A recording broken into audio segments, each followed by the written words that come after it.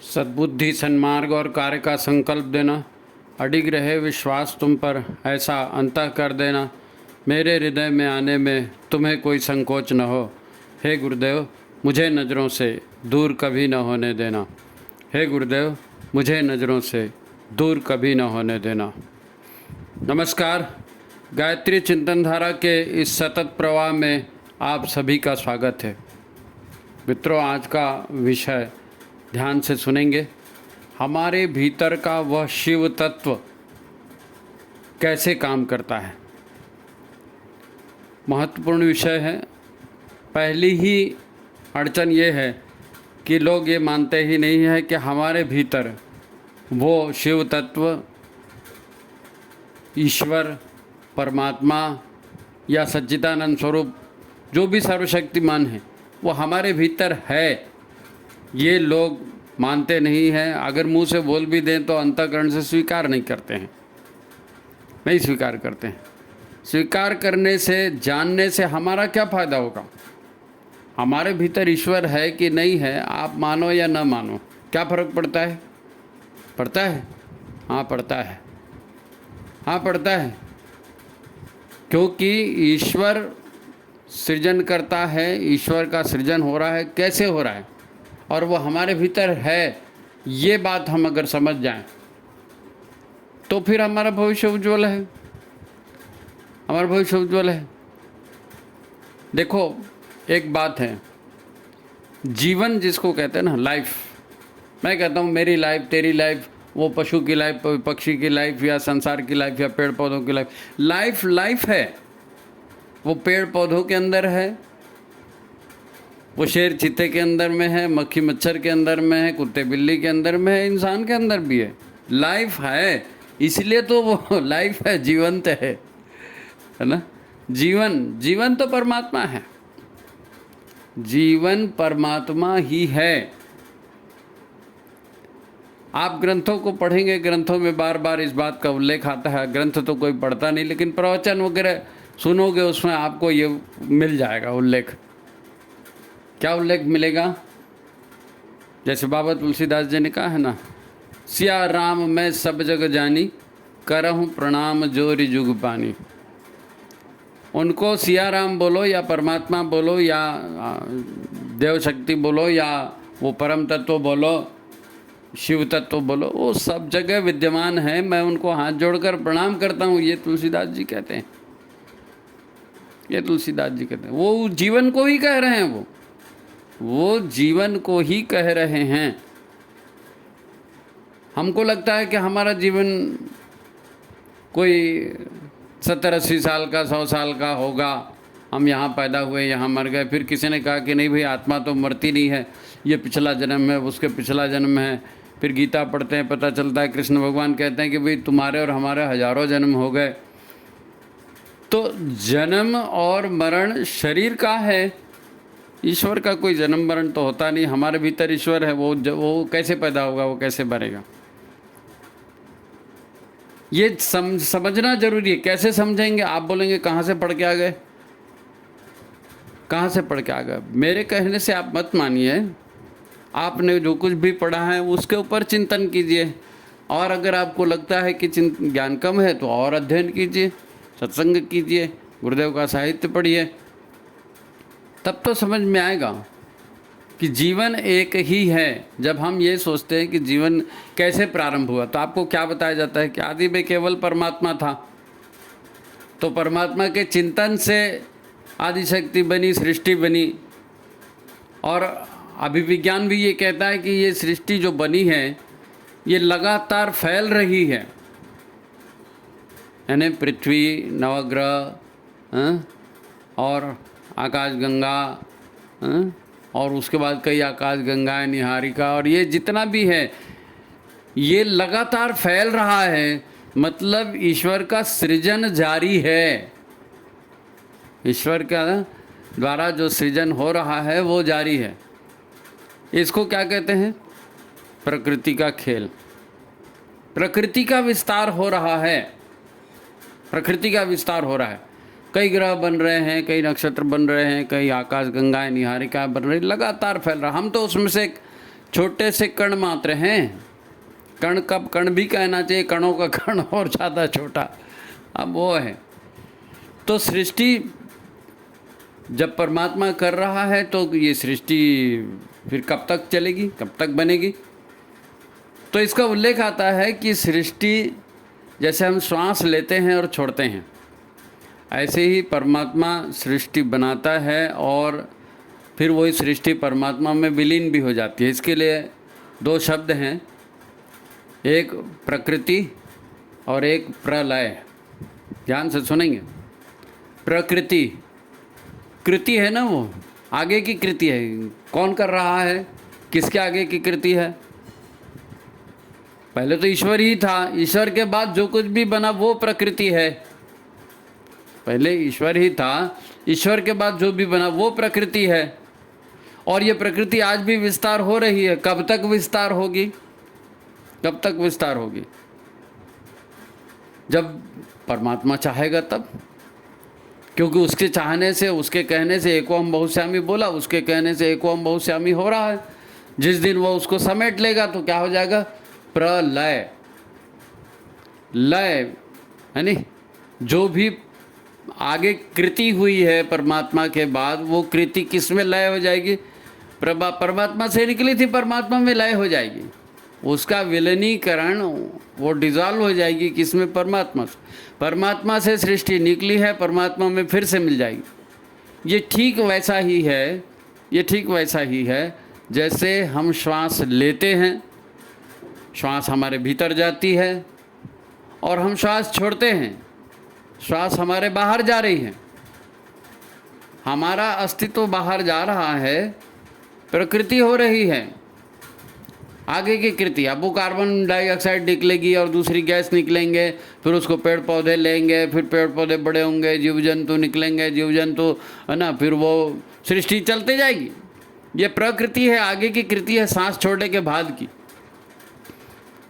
और हम श्वास ले रहे हैं तो हम सब कुछ अपने भीतर समेट रहे हैं।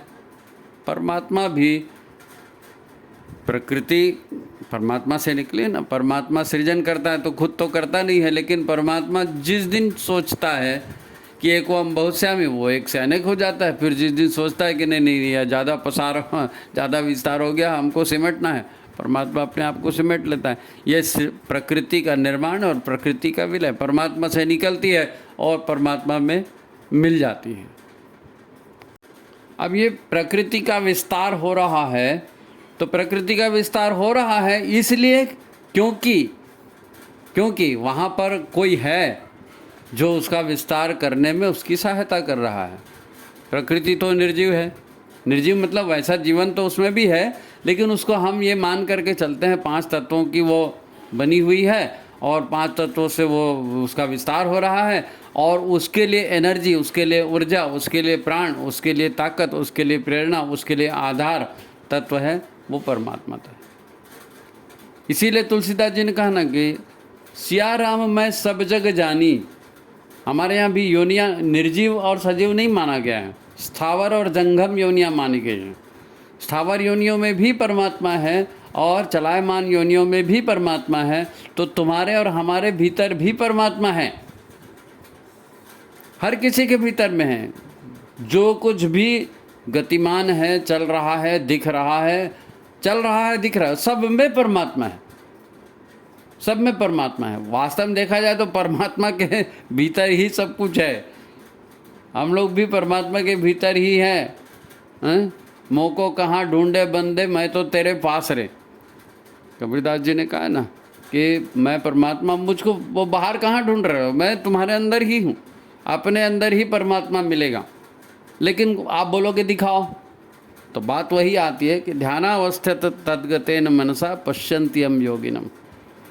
जब आप ईश्वर को प्राप्त करने के, सच्चाई को जानने के प्रयास करेंगे, सच्चाई को जानने का आपको प्रयास करना पड़ेगा ना, क्योंकि ईश्वर तो निर्गुण निराकार सर्वव्यापी चेतन सत्ता है, उसको देखोगे कैसे? और वो भी इन आँखों से, शरीर की आँखों से। शरीर की आँखों की रेंज क्या है? आप कितनी दूर तक के या कितनी बारीकी से देख सकते हैं? आप ज़्यादा दूर तक ज़्यादा बारीकी से देख नहीं सकते। आपको माइक्रोस्कोप चाहिए, आपको दूरबीन चाहिए। और वो भी भौतिक ही दिखेगा, अभौतिक कहाँ दिखेगा? एक्सरे को नहीं देख सकते ना आप, किरणें एक्सरे कहाँ दिखेंगी? तो अदृश्य संसार सबसे बड़ा है। संसार का जैसे बर्फ पानी में तैरता है ना, तो 1/10 वाला हिस्सा दिख रहा है, बाकी डूबा हुआ है। ऐसे ही संसार तो सूक्ष्म है, उसमें से कुछ हिस्सा है जो दिख रहा है। उस दिख रहा है हिस्से में हमारे भीतर का जो शरीर है ना, ये शरीर दिख रहा है, और जो इसके भीतर का परमात्मा है वो नहीं दिख रहा है। कर्ता परमात्मा को कहा गया है, एक ओंकार सतनाम कर्ता पुरुष, है ना? एक ओंकार सतनाम कर्ता पुरुष, एक परमात्मा है, वही करता है। तुम और हम नहीं करते हैं, तुम और हम उसके प्रोडक्ट हैं। हम उसके प्रोडक्ट हैं। हमारे भीतर जो भी गतिविधियां चल रही हैं वो हमारे भीतर परमात्मा तत्व है, शिव तत्व है, उसकी उपस्थिति में चल रही है। काम कर रही है प्रकृति, काम कर रहे हैं हड्डी मांस मज्जा, काम कर रहे हैं हार्मोन्स, काम कर रहे हैं विचार, काम कर रहे हैं प्राण शक्ति, परमात्मा की उपस्थिति में। वो है तो प्राण है, वो नहीं है तो प्राण भी नहीं है ना? आज भूमिका थोड़ी सी बड़ी हो रही है, लेकिन ये समझने के लिए ये चीज़ ज़रूरी है। अगर हमारे भीतर परमात्मा है, अगर हमारे भीतर वो शिव तत्व है, अगर मैं सच्चिदानंद स्वरूप हूँ तो मैं दुखी क्यों हूँ? ये प्रश्न आएगा ना मन में कि अगर मैं सच्चिदानंद स्वरूप हूँ तो मैं दुखी क्यों हूँ? तो ईश्वर दुखी नहीं है, ईश्वर न दुखी है न ईश्वर सुखी है। वो तो आनंद स्वरूप है, रहेगा। तो दुख और सुखी कौन हो रहा है? दुख और सुख ये अनुभूतियाँ हैं। किसकी अनुभूतियाँ हैं? मन की। एक ही घटना है, अगर मन मान लेता है कि ये दुख का कारण है, ये नुकसान हो गया, ये पीड़ा हो रही है, तो वो पीड़ा हो रही है। और यदि आप मन मान लेता है कि ये पीड़ा नहीं है, ये तो अच्छी बात है, तो उसी में उसको खुशी भी होने लगती है, उसमें उसको खुशी भी होने लगती है। सुख और दुख मन की अनुभूति है, मन की अनुभूति है। तो ये हमारा जो शरीर, जैसे आप कह रहे हैं कि भाई ईश्वर हमारे भीतर में, तो हमको सुख और दुख क्यों होता है? तो ये सुख और दुख हमको नहीं होता, मन को होता है। अब हमने अपने आप को मन मान लिया है कि मैं शरीर हूँ, मैं मन हूँ, इसलिए ये सुख और दुख है, इसीलिए तेरा मेरा है। नहीं तो जीवन तो सारा ब्रह्मांड ही एक जीवन है ना, सारा ब्रह्मांड ही एक जीवन है। तो ये जीवन को बांटने वाली जो रेखाएं हैं, तुम्हारा हमारा करने वाली जो विभाजन की बातें हैं, ये किसकी बातें हैं? एको हम बहुश्यामी की बातें हैं, ये सृजन की बात है, ये सृष्टि की बात। सृष्टि इसी आधार पर बनी है। विभाजन की रेखा अहंकार से खींची जाती है ना। पशु और पक्षी में, जन जंगल जमीन में जो विविधता दिखती है, विभाजक तत्व दिखता है, वो अहम तत्व है। जैसे प्राण तत्व संसार को चला रहा है, वैसे संसार का विभाजन अहम तत्व से हो रहा है। अब वो अहम तत्व हमारे भीतर में है। मन कहता है ना, मन कहता है मैं राधे श्याम हूँ, मैं सीताराम हूँ, नहीं मैं तो रश्मि हूँ, मैं रेखा हूँ। ये मन बता रहा है मैं अमुक जाती हूँ, क्यों, मैं इतनी पढ़ी हूँ, मैं इतना पढ़ा हूँ, मैं करोड़पति हूँ, लखपति हूँ, इसने मेरा अपमान कर दिया, वो मेरा आदमी है, वो उसका आदमी। ये कौन बता रहा है? ये ईश्वर नहीं बता रहा है, ये मन बता रहा है, ये भावनाएं बता रही हैं, ये विचार बता रही हैं। और ये मन, भावनाएं और विचार, इनका उद्भव कहाँ से होता है? ये कहाँ से पता? ये प्रकृति है, ये प्रकृति है, ये प्रकृति है जिसका विस्तार हो रहा है। अब इसमें कैसे काम होता है ये अपन देखेंगे कि हमारे भीतर का ईश्वर तत्व कैसे काम करता है। लेकिन भूमिका ये आप समझ जाइए। अगर ये भूमिका समझ में आ गई तो आगे की चीज़ आपको समझ में आएगी, और ये समझना बहुत ज़रूरी है। अगर ऐसा नहीं होता तो मैं फिर वहीं आ रहा हूँ कि भटका हुआ देवता, सोहम सच्चिदानंदोहम, है ना, मैं वही परम तत्व हूँ, मैं वही शिव तत्व हूँ, शिवोहम शिवोहम। ये गुरुदेव हमको क्यों बताना चाहते हैं? क्योंकि आप धरती को स्वर्ग बना रहे हैं, आप यज्ञ की बात कर रहे हैं, आप लोकहित की बात कर रहे हैं, तो संसार तो स्वार्थ की बात करता है, यज्ञ कहाँ करेगा? लेकिन यज्ञ वो तत्व है जिसके माध्यम से, यज्ञ के माध्यम से, योग के माध्यम से हम ईश्वरी तत्व को अप्रोच कर पाते हैं, ईश्वरी तत्व को देख पाते हैं, जान पाते हैं, अनुभूत कर पाते हैं। अनुभूति, ईश्वर की अनुभूति ही होती है ध्यानावस्था में। ठीक है, तो ये थोड़ा सा बड़ा विषय है। आप वीडियो को लाइक कर लीजिए, शेयर कर दीजिए। जिन्होंने सब्सक्राइब नहीं किया वो सब्सक्राइब कर लीजिए, ताकि हम आगे की चीज़ को और समझने का प्रयास करें। तो ठीक है, आज के मूल विषय पर आते हैं। आज के मूल विषय पर कि हमारे भीतर वो शिव तत्व काम कैसे कर रहा है कि नहीं है, और है तो कैसे काम कर रहा है, ये हमारा आज का विषय। इसको अपन देखते हैं, है ना। तो सृजन जो हो रहा है, ईश्वर श्वास ले रहा है, छोड़ रहा है, जैसा हमने पहले आपको बताया। अच्छा, आपने गायत्री चालीसा की वो लाइन सुनी होगी, सकल सृष्टि की प्राण विधाता, पालक पोषक नाशक त्राता, है ना। तो ये आदि सृष्टि गायत्री के लिए कहा गया है। गायत्री या आदि सृष्टि उत्पत्ति कैसे हुई है? आदि शक्ति ईश्वर से ही निकली है ना, और ईश्वर में ही विलीन होती है, अर्धांगिनी है वो। उसी से सारा सृजन हुआ है।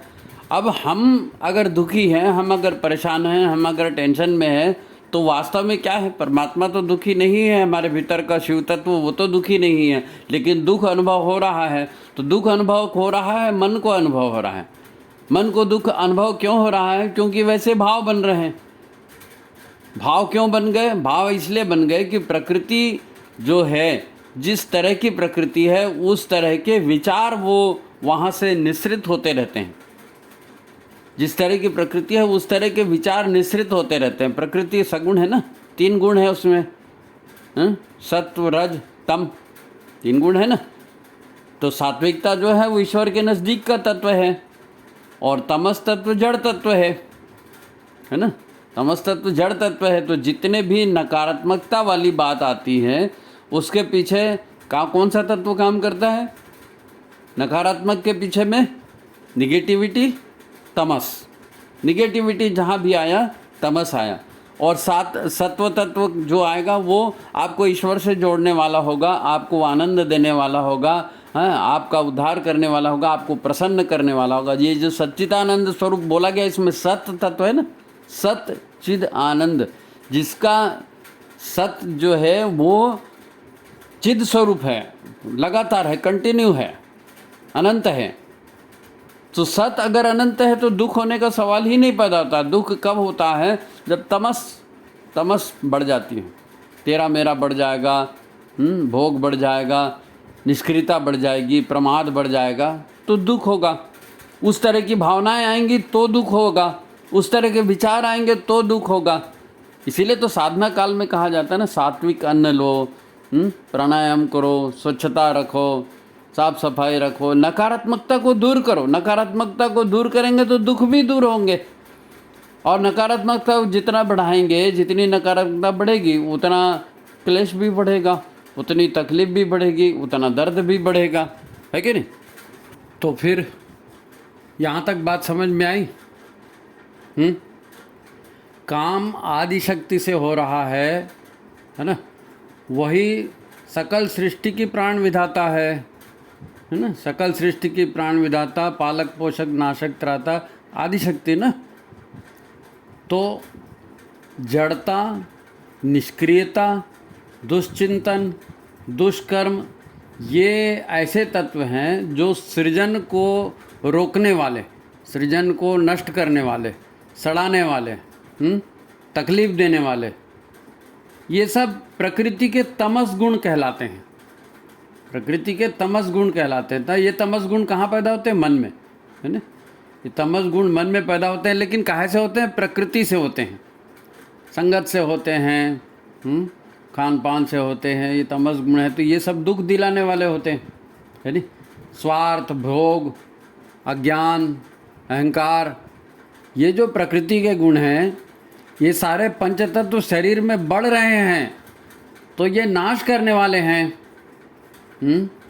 तमस गुण शरीर में बढ़ रहे हैं तो ये नाश करने वाले हैं, दुख देने वाले हैं, है ना। या ये अपन कहते हैं ना, बुरा आदमी, ये बुरा आदमी है, ये बुरी औरत है। तो ये औरत और ये आदमी ये बुरे नहीं हैं, औरत और आदमी बुरे नहीं हैं। इनके जो मन में जो तत्व आ गए हैं, ये तामसिक तत्व आ गए हैं। तो तामसिक तत्व आ रहे हैं तो उनकी तामसिकता बढ़ रही है, तो उनकी प्रकृति तामसिक कहला रही ना भाई। राक्षस और मनुष्य, इसमें क्या फ़र्क है? दानव दैत्य दानव बोलते हैं ना मनुष्य, इसमें फ़र्क क्या है तो दोनों मनुष्य ही जैसे, लेकिन दोनों की चिंतन प्रक्रिया अलग है, दोनों का आहार वाहार विहार विचार ये अलग अलग हैं। तो जो कष्ट देने वाले हैं, तामसिकता जिसमें ज़्यादा है वो राक्षस कहला रहे हैं, चुड़ैल डायन कहला रहे हैं। और जिनमें देने वाले गुण ज़्यादा हैं, सेवा के गुण ज़्यादा हैं, अच्छे गुण ज़्यादा हैं, सात्विकता ज़्यादा है, वो देवता कहला रहे हैं, राक्षस और देवता। तो ये जो विभाजन है, ये विभाजन पंच तत्व के गुणों के कारण है ना, गुणों के कारण है ना। तो गुरुदेव कहते हैं ना, बुराई छोड़ते जाएंगे, एक एक बुराई को छोड़ते जाएंगे, है ना, तो क्या होगा? तकलीफ दूर होते जाएगी। बुराई मतलब तमस को एक एक करके छोड़ते जाएंगे तो विचार भी शुद्ध होते जाएंगे, सात्विकता, विचारों में सात्विकता आएगी, मन में सात्विकता आएगी, व्यवहार में सात्विकता आएगी, तकलीफ़ें दूर होंगी, है ना। देने वाले देवता बनेंगे ना। गुरुदेव ने कहा ना मनुष्य देवता बने, तो बुराई छोड़ने के लिए इसीलिए तो कहा गया है। गुरुदेव कहते हैं कि भाई बुराई छोड़ना है, अच्छाई ग्रहण करना है। क्यों, क्या कहना, वो क्या कहते हैं आगे? आत्मवत सर्वभूतेषु, जैसे हम हैं ऐसे ही हर किसी को समझना है। आत्मवत, अपने जैसा, सर्वभूतेषु, सभी को समझना है। वो चर अचर प्राणी, जड़ जंगल जमीन जो भी है, मैं ही हूँ ऐसा समझना है। क्योंकि ईश्वर सर्व जगह व्याप्त है और ये सब प्रकृति है, प्रकृति भी सब जगह व्याप्त है। तो खेल तो केवल विचारों का हुआ ना, खेल केवल विचारों का हुआ।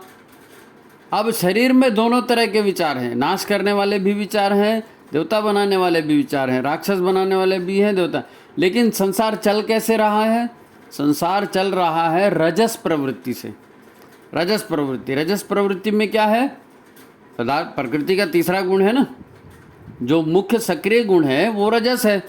तमस में निष्क्रियता है, और सात्विकता में तो आदमी इतना ज़्यादा ईश्वर के साथ जुड़ जाता है कि वो फिर इन सब में, सांसारिकता में इंटरेस्ट ही नहीं लेता। तो संसार चलता काहे से? केवल त्याग से नहीं चलता, केवल भोग से भी नहीं चलता, भोग और त्याग के संतुलन से संसार चलता है। भोग और त्याग के संतुलन से चलता है। प्रकृति रजस प्रकृति है, रजस से सृजन होता है, धन आता है, ऐश्वर्य आता है, भौतिकता का विकास होता है। रजस गुण बढ़ाने वाले कारण है, रजस गुण बढ़ाने वाले कारण। ये सब आते कहाँ से हैं? ये आते हैं भावनाओं से, भावनाएं आती हैं विचारों से, विचार आते हैं पदार्थ से। तो जिस तरह के पदार्थों को हम अपने अन्नमय कोश जो है ना, पंचकोशी साधना में अन्नमय कोश कहते हैं, तो अन्नमय कोश में जिस तरह के पदार्थ आएंगे उस तरह की हमारी प्रकृति बनेगी। जिस तरह के विचार हमारे पास आएंगे उस तरह का हमारा मन बनेगा। जिस तरह की भावनाएं आएंगी, जिस विचार पर मन ज़्यादा देर टिकेगा, ये भी रहस्य है। अपन कई बार इसको बता चुके हैं कि जब आप मन को किसी विचार पर टिका देते हैं तो प्राण तत्व उससे जुड़ जाता है, वो भावना बन जाती है। फिर उस भावना को मतलब कर्म रूप में निष्पादित होना जरूरी है। वो हो जाएगा, क्योंकि प्राण ऊर्जा है, वो तो बेकार जाएगी नहीं। विचार है, विचार बेकार जा सकता है। यदि विचार आया आपके मन में और आपने ध्यान नहीं दिया तो जैसे विचार आया वैसे चला जाएगा। लेकिन विचार पर मन टिका दिए तो भावनाएं बन जाएंगी, उसके साथ राग जुड़ जाएगा, उसके साथ द्वेष जुड़ जाएगा। राग द्वेष जुड़ेगा तो क्रियान्वित होगा। राग द्वेष ही तो क्रियान्वित होता है ना। तो काम कौन करता है? दुख क्यों होता है, तकलीफ क्यों होता है? हमारे भीतर का ईश्वरीय तत्व है, वो स्वयं काम नहीं कर रहा है, काम प्रकृति कर रही है। लेकिन प्रकृति भी कैसे काम करेगी? संसार क्या है? विज्ञान कहता है ना कि अणु परमाणुओं का संसार है। अणु परमाणु क्या है? तरंगे हैं, विचार की तरंगे हैं, ऊर्जा तरंगे हैं। तो ये ऊर्जा तरंगे, निगेटिव तरंगे बढ़ जाएंगी तो निगेटिव चिंतन होगा, निगेटिव कर्म होगा, निगेटिव परिणाम होगा, दुख आएंगे, क्लेश आएंगे। सात्विक विचार होंगे तो उस तरह का परिणाम आएगा। लेकिन आती सात्विकता फिर आदमी को संसार से बाहर भी कर देती है, ईश्वर से जोड़ देती है, मोक्ष मुक्ति का मार्ग दिला देती है। तो रजस प्रवृत्ति काम करती है।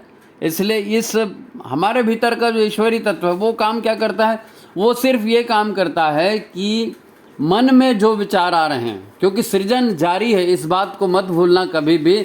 ऐसा नहीं है कि परमात्मा ने कहा कि एको हम बहुश्यामी तो सृष्टि बन गई। अरे बन गई नहीं, बन रही है और अभी भी बढ़ रही है, बन रही है, बढ़ रही है। ईश्वरीय तत्व से, ईश्वरीय तत्व की उपस्थिति में कौन काम कर रहा है, ईश्वरीय ऊर्जा काम कर रही है। आदिशक्ति हम कहते हैं उस प्राण स्वरूप, दुख नाशक, सुख स्वरूप श्रेष्ठ परमात्मा। तो परमात्मा से की उत्पत्ति है प्राण, प्राण से सृजन हो रहा है।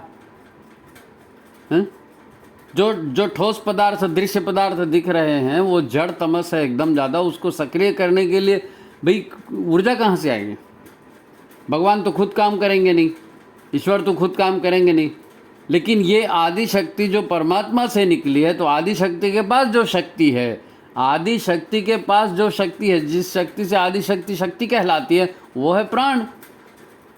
परमात्मा से निकली है वो शक्ति उसके पास में है। प्राण, प्राण विधाता है ना, सकल सृष्टि की प्राण विधाता, वो प्राण पूरा आदि शक्ति से आ रहा है। प्राण गायत्री जो अपन उपासना करते हैं गायत्री मंत्र में, उसमें भी यही कहा गया है, प्राण स्वरूप, दुख नाशक, सुख स्वरूप। तो आदि शक्ति है मतलब ऐसा कचरा माल थोड़ी है, आदि शक्ति है मतलब है तो ईश्वर का ही अंश, तो वो प्राण तत्व उसके भीतर में है। तो जब आपके ऐसा अन्न आप खाएंगे, ऐसी संगत आप कहेंगे जिससे खास तरह के विचार पैदा हो रहे हैं, खास तरह के आप संगत कर रहे हैं, खास तरह का साहित्य पढ़ रहे हैं, खास तरह की भावनाएं आपके भीतर में पैदा हो रही, तो उनका उन्हीं के आधार पर तो काम होगा ना। एको हम बहुश्यामी किस आधार पर होगा? विचार के आधार पर।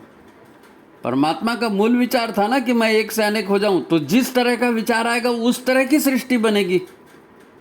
वो कहते हैं ना जैसी दृष्टि वैसी सृष्टि। तो आपने जिसको अच्छा मान लिया, आप जिस तरह का विचार कर रहे हैं, जिस तरह के विचारों का, भावनाओं का संग्रह हमारे भीतर हो रहा है, तो ये अगर आप ये निष्क्रिय, ये सक्रिय नहीं होगा, आपके विचार सक्रिय नहीं होंगे, विचार दिमाग में भरते जाएंगे तो क्या होगा? दिमाग फट जाएगा, पागल हो जाएंगे। होता है ना ऐसा? आप बार बार विचार करेंगे, बहुत सारा विचार करेंगे और वो विचार सक्रिय नहीं हो पाएंगे, उस तरह का काम नहीं हो पाएगा, तो बेचैनी कितनी बढ़ती है, क्योंकि प्राण जुड़ गया है उसके साथ में, अब उसको क्रियान्वित होना ही है। अगर वो क्रियान्वित नहीं हुआ तो दिमाग फट जाएगा, ब्रेन स्ट्रोक हो जाएगा, अटैक आ जाएगा। तो उसको क्रियान्वित होना है, और क्रियान्वित होने के लिए फिर क्या करेंगे?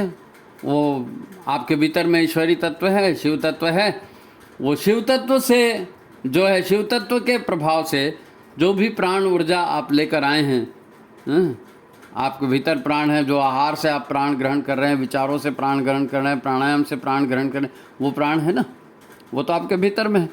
उस प्राण को विचारों के साथ जोड़ करके मन जो है इंद्रियों को आदेश देता है, इंद्रियों से काम होता है, इंद्रियों से काम होता है ना। मन इंद्रियों का स्वामी है, मन को 11वीं इंद्री कहा गया, 10 इंद्रियां है ना, 11वीं इंद्री मन है, क्योंकि मन उनसे काम करवा रहा है। अब मन क्या है? मन एक तरह का एक, आप इसको सॉफ्टवेयर जैसा समझ जाइए, सॉफ्टवेयर जैसा समझ जाइए, है ना। वो अपन मोबाइल में देखते हैं ना कि भाई ज़्यादा डाटा इकट्ठा हो गया तो उसको ऑटोमेटिकली फिर आता है, वो डिलीट कर देता है कि भाई इससे ज़्यादा डाटा आएगा तो डिलीट कर देंगे हम। तो वैसा मन है। अब मन में भी आपके पास सामर्थ्य है, आप अपने विचारों को रोकिए और अनवांटेड विचारों को आप डिलीट करते जाइए। अनवांटेड विचार, इसी को तो जागृति कहते हैं ना। आप जागृत होंगे, कौन से वांटेड है, कौन से अनवांटेड विचार है, उनको डिलीट करेंगे तब ना बनेगा। कई लोग बात करते हैं कि भाई हमारा जो है सेक्स की तरफ बहुत ध्यान जाता है और बार बार जाता है और हमसे रुका नहीं जाता है, और अनुष्ठान पीरियड में ऐसा हो गया और वैसा हो गया, तो हम क्या करें? अरे भाई ध्यान आप मन को जहाँ लगाएंगे वहीं तो लगेगा ना। आप मन को जहाँ लगाएंगे वहीं लगेगा। अब आप बोलेंगे हमारा मन ईश्वर में नहीं लग रहा है या गायत्री में नहीं लग रहा है, तो मन इसलिए नहीं लग रहा है कि मन जिन ऊर्जा से मन आंदोलित है, वो ऊर्जाएं कहाँ से आ रही हैं? वो ऊर्जाएं कहाँ से आ रही? जो आप आहार ग्रहण कर रहे हैं, जो विचार ग्रहण कर रहे हैं, वही आहार और वही विचार तो आपके मन को बना रहे हैं ना। अब मन में अगर वही चीज है तो ऊर्जा भी वही लगेगी। तो आपको ब्रह्मचर्य का पालन करना है, आपको सद्विचार को उसका पालन करना है, तो आपको आहार शोधन तो करना ही पड़ेगा बाबा। आहार शोधन करना ही पड़ेगा, विचार शोधन करना ही पड़ेगा। मन को ऐसे थोड़ी कंट्रोल में रखा जाता है। मन तो परमात्मा की दी हुई बहुत बड़ी शक्ति है। लोग कहते हैं मन दुश्मन है, मन के वजह से साधना नहीं हो पाती। बकवास है। मन के वजह से साधना नहीं हो पाती। मन ही तो आपको ईश्वर से जोड़ता है। मन ही आपको ईश्वर से जोड़ता है और मन ही आपको राक्षस से जोड़ता है। तो जिस तरह के विचार, जिस तरह की भावनाएं होंगी, उस तरह का मन होगा, उस तरह का मन होगा, उस तरह की ऊर्जा उसमें लगेगी। ऊर्जा लगेगी तो जुड़ेगा। अब ऊर्जा तो आपको मिलनी है। जो भी आप आहार ले रहे हैं, श्वास ले रहे हैं, सूर्य से ऊर्जा आ रही है, इन सब से ऊर्जा तो आ रही है। वो आपके सिस्टम को किस तरह, अगर सिस्टम को खराब करने वाली है तो सिस्टम को भी खराब करेगी। सिस्टम को अच्छा रखने वाली है, सात्विकता उसमें है, तो वो सात्विकता भी बनेगी। ईश्वरीय शक्ति हमारे भीतर है, वो सच्चिदानंद स्वरूप है और वो स्वयं कुछ नहीं करती। वो स्वयं कुछ नहीं करती, करता है हमारा मन। मन क्या करता है? अच्छा, मन भी कुछ नहीं करता। वो बेचारा सीधा साधा है, बदनाम मन होता है, फालतू बदनाम मन होता है। मन नहीं रहेगा तो सृजन नहीं होगा, इतना याद रखना। मन साधना में लगता है ना। मन, गुरुदेव ने साधना में मन लगाया ना। इतने बड़े बड़े महापुरुष चरण किए और इतने सारे आहार पर नियंत्रण और विचार पर नियंत्रण किया ना। मन के माध्यम से किया। तो मन का जो इनपुट था वो अगर तामसिक, मन का इनपुट तामसिक है तो विचार तामसिक, भावनाएं तामसिक, कर्म तामसिक। मन जिन चीज़ों से बना है, भैया आपने बेसन लिया है, बेसन में आप घी डाल रहे हैं, बेसन में आप शक्कर डाल रहे हैं, बेसन में आप खोआ डाल रहे हैं, तो वो मिठाई ही बनाएंगे ना। अब बेसन में आप नमक डाल रहे हैं और मिर्ची डाल रहे हैं और खटाई डाल रहे हैं, तो फिर आप और कुछ दूसरी से नमकीन चीज़ बना देंगे। तो बनाने वाला या जिस तरह का कहना चाहिए कि दृश्य दिख रहा है, उस दृश्य को दिखाने वाली भावनाएं हैं, उस दृश्य को दिखाने वाले विचार हैं। इसीलिए इन विचारों का शोधन ही तो विचार क्रांति है। विचार क्रांति होगी मतलब क्या होगा? आप जो भी अखंड ज्योति पढ़ रहे हैं, आप जो भी किताब पढ़ रहे हैं, आप जो भी सत्संग सुन रहे हैं, अगर उसको आपने जीवन में नहीं उतारा, एक कान से सुना दूसरे कान से निकाल दिया, या उसको भी नियम बना लिया कि हाँ भाई मेरे को 1 पेज पढ़ना है रात को सोते समय, आपने 1 पेज पढ़ा और सो गए, तो क्या होगा? वो जैसे आया था वैसे निकल जाएगा। वो आपके विचारों में स्थायित्व लाने वाली भावनाएं जो हैं, शक्ति लाने वाली भावनाएं, जो भावनाओं का निर्माण नहीं हुआ, उससे भावनाओं का निर्माण नहीं होगा तो क्रियान्वयन भी नहीं होगा, है ना। आप बात को समझिए। बात को जब तक गंभीरता से नहीं समझेंगे ना, वो कोई अर्थ नहीं निकलेगा इन सब को सुनने का। क्योंकि ये बात सही है कि हमारे अंदर शिव तत्व है, परमात्मा तत्व है ना, और जो भी सृष्टि का विधाता नियंता जो भी बोलो, हमारे भीतर वो शक्ति है, पर वो शक्ति काम नहीं करती। सृजन चल रहा है, सृजन हो रहा है। किसका सृजन हो रहा है? संकल्पों का। भगवान के संकल्प को पूरा करने के लिए ही तो ये सारी सृजन यात्रा है ना। भगवान के संकल्प को पूरा करने की सृजन यात्रा है। संकल्प मतलब वो विचार जो बहुत घनीभूत हो गया, जिसमें बहुत भाव शक्ति आ गई, प्राण शक्ति आ गई, तो उसको सफल होना है। काम शरीर में हमारी शिव शक्ति है, परमात्मा शक्ति, वो काम नहीं करती। वो तो आई है उन विचारों को पूरा करने के लिए, उन संकल्पों को पूरा करने के लिए, जो संकल्प बहुत ज़्यादा घनीभूत हो गए हैं। अब उन संकल्पों को घनीभूत किया है मन ने। विचार आ रहे हैं प्रकृति से, जिन विचारों पर मन टिक रहा है, वो मन को उसमें रस आ रहा है, मन वहाँ टिक गया। राग द्वेष दोनों से रस आता है। बदला लेने का भी एक जोश होता है, प्रेम का भी एक जोश होता है, घृणा की भी एक बात होती है, उसमें भी शक्ति होती है। तो मन अगर घृणा में टिक गया, प्रेम में टिक गया, विषाद में टिक गया, बदले की भावना में टिक गया, मोह में टिक गया, सेक्स में टिक गया, अहंकार में टिक गया, जिसमें भी मन जिसमें टिक गया, उसका सृजन होना है, उसका सृजन होना है, क्योंकि ये प्रक्रिया सृजन की चल रही है। इसीलिए तो कहा गया है मन एव मनुष्याणाम बंधन मोक्ष कारकम। मन से, है ना, बंधन में भी पड़ता है व्यक्ति और मन से मोक्ष में भी जाता है व्यक्ति। प्रश्न ये है कि मन को आपने टिकाया कहाँ पर है, वो कौन सी ऊर्जाएं हमारे भीतर में हैं जो साकार होने के लिए बिलबिला रही हैं।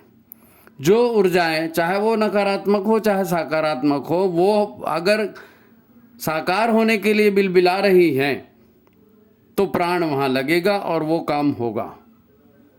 कर्मों के फल की बात भी इसीलिए आती, क्योंकि कर्म, आत्मा कर्म नहीं करती, शिव तत्व कर्म नहीं करता, कर्म मन करता है इंद्रियों के द्वारा। ये पूरा कर्मफल सिद्धांत, है ना, पुनर्जन्म सिद्धांत, ये सारे सिद्धांत इन्हीं तत्वों पर अटके हुए हैं, इन्हीं तत्वों के सहारे टिके हुए हैं कि काम ईश्वर नहीं करता। लोग ईश्वर को बार बार दोषते हैं, भगवान तुमने क्या कर दिया। भगवान ने कुछ नहीं किया, उसने एक विधान बनाया है, एक विधि बनाई है, उसके अनुसार आपका मन काम कर रहा है। अपने मिशन में बहुत सुंदर एक गीत है, भवसागर में भटकी भटकी थकी जीव आत्मा, ज्ञान का दीप जला दो मिले परमात्मा। हमारे अंदर का परमात्मा हमको नहीं दिखता क्योंकि ज्ञान नहीं। ज्ञान इसलिए नहीं कि मन को फुर्सत ही नहीं है, मन कहीं कहीं अटका है। भावनाओं के सागर में मन अटकते रहता है, भटकते रहता है, पूरा जन्म बीत जाता है, फिर दूसरा जन्म लेता है, फिर वही करता है, फिर तीसरा जन्म लेता है। यही तो सब चल रहा है, यही सब चल रहा है। कर्मों के फल की बात आती है, मन के कर्मों की फल बात है, और भुगतता भी मन है। मन में ही तो दुख होता है ना। मन वितृष्णा से भर जाता है, घृणा से भर जाता है, पश्चाताप से भर जाता है। जो भी सुख दुख अनुभव होता है वो मन से होता है। ये बहुत बड़ा विषय है, ये बहुत बड़ा विषय है। और जब ये शुरू किया था, आज तीसरा एपिसोड है इसका, है ना, कि वो ईश्वर क्या है और ईश्वर कैसे काम करता है और हमारे भीतर क्या होता है और विचार क्या और आत्मा परमात्मा क्या और भटका हुआ मंदिर, ये सारी जो चीज़ें हैं, ये हमने माता जी के सामने आपका एक प्रपोजल रखा था। हमको लगा कि 1-2 एपिसोड में हो जाएगा, लेकिन अब जैसे आदेश आ रहे हैं, जैसी प्रेरणाएं आ रही हैं, उस हिसाब से हम वर्णन विश्लेषण कर रहे हैं। और उम्मीद है आपको पसंद भी आ रहा होगा। पहले के 2 एपिसोड आप ज़रूर देखिए, सुनिए। हम उसकी लिंक डाल देंगे, इसमें उनकी लिंक डाल देंगे, क्योंकि सारी चीज़ें, सारी साधना का मूल भी क्या है। साधना कोई भगवान की साधना नहीं, साधना अपने मन की है, अपने आप की साधना है। अपने आप की साधना, उपासना परमात्मा की है, साधना अपने आप की है, आराधना विश्व की है, ब्रह्मांड की है, सभी जीव जंतुओं के है। आत्मवत् सर्वभूतेषु, आप ईश्वर के उस विराट रूप का पूजन आराधना है। तो ये बहुत बड़ा विषय है। आप पिछले दोनों एपिसोड को देखिए, है ना। और मेरे को लगता है अब ये एक थोड़ा सा और अटकेगा लोग, क्योंकि लोग यही सोचेंगे कि हमारी गलती क्या है, हमने तो ऐसा कुछ नहीं किया, हमको ये दिन क्यों देखना पड़ रहा है, उसने तो ऐसा किया, उसका ऐसा हो गया, हमने ऐसा किया, हमारा क्यों नहीं हुआ। तो शायद इस पर एक एपिसोड और बनाना पड़ेगा, लेकिन ये इसी को मैं कंटिन्यू करेंगे तो लंबा हो जाएगा ना, दिक्कत ये है। ठीक है, तो आप गंभीरता से सुनिए, पिछले दोनों एपिसोड को देखिए, और पिछले दोनों एपिसोड को देखिए। अगर माता जी का आदेश आया तो 1-2 एपिसोड और बना देंगे, नहीं तो इसको फाइनल समझ लेना। लिंक हम दे देंगे डिस्क्रिप्शन में, आप उसको देख दिए। बाकी वो हमेशा की बात है, वीडियो को लाइक करिए, शेयर कीजिए, ज़्यादा से ज़्यादा लोगों तक पहुँचाइए। ठीक है, तो आज की बात समाप्त। सभी को प्रणाम, नमस्कार।